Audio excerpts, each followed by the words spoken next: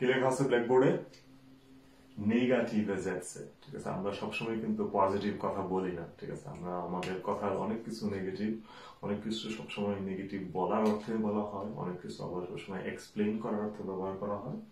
তো জানা ভাষায় নেগেটিভ করার জন্য সবসময় দুইটা ওয়ে আছে, বাক্যকে, কোনো শব্দকে, কোনো অ্যাডজেক্টিভকে ব্যবহার করার জন্য। সেই দুইটা কি? আমরা নেগেটিভ করার জন্য একটা শব্দ ব্যবহার করবো, এটা হচ্ছে নিশ্ট, আর একটা হচ্ছে কাইন্ড।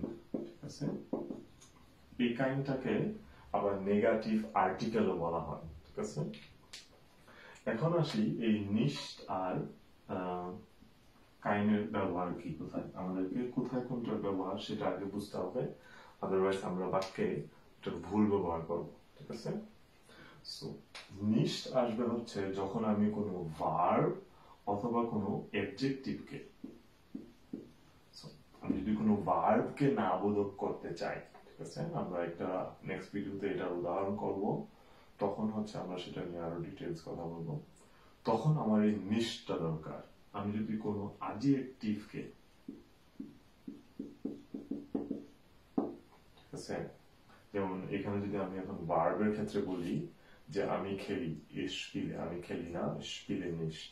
আমি যদি কোনো অ্যাডজেক্টিভকে নেগেটিভ করতে চাই, schön সুন্দর, nicht schön সুন্দর না। ঠিক আছে, টয়া এক্সপেন্সিভ, নিশ্চয়া এক্সপেন্সিভ না। সো আমাদের এই নিশটার ব্যবহার হবে হচ্ছে যখন আমি শুধু এই দুইটা জিনিসকে নেগেটিভ করতে যাব।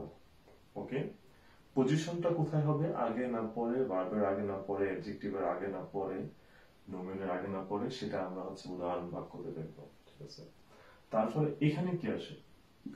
ঠিক আছে, কাইন আসবে হচ্ছে শুধু যখন আমরা নোমেন করব তখন। ওকে, সো খুবই ইম্পর্টেন্ট বিষয়, বাক্যকে নেগেটিভ করার জন্য আমাদেরকে সবসময় এই দুইটা জিনিস খেয়াল রাখতে হবে। একটা হচ্ছে আমরা নিশ দিয়ে নেগেটিভ করতে পারি, কাইন্ড দিয়ে করতে পারি।